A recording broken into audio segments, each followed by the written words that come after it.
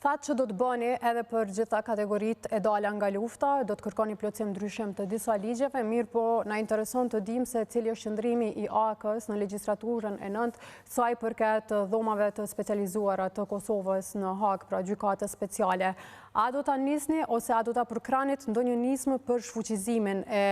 këtyre dhomave ose për të,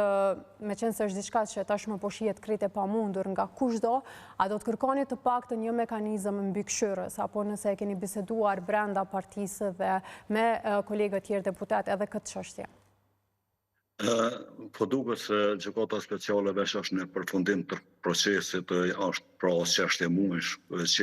procesi do të përfundoj dhe unë besoj fuqishëm në pavajsinë e bashkëluftarëve të mi që të gjithë do të kthehen,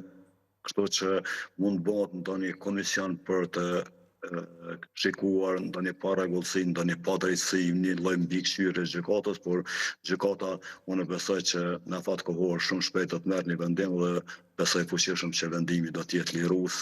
nga të gjitha pikat e akuzës për bashkëluftarët. Dhe krerët e UÇK-s do të kthehen në vendin e vet për të cilin kanë luftuar, për të cilin kanë çliruar bashkë me bashkëluftarët e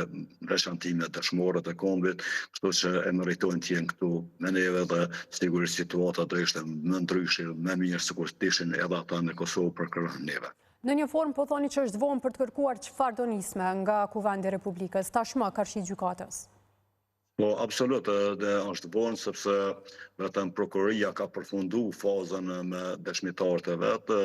pastaj janë procedura kohore, më shumë i takon vetëm mbrojtja e të akuzuar sa do merr kohë, po çështje muajsh, kështu që nuk është mosur ka qenë çështje vitesh, por është në përfundim dhe besoj që ndihmohet me çfarë do ndërhyre. Sigurisht në kohë ndoshta një grup parlamentar, një lloj komisioni për mbikëqyrjen do t'i avlente, por besoj dhe shpresoj në pafajësinë e bashkëluftarëve.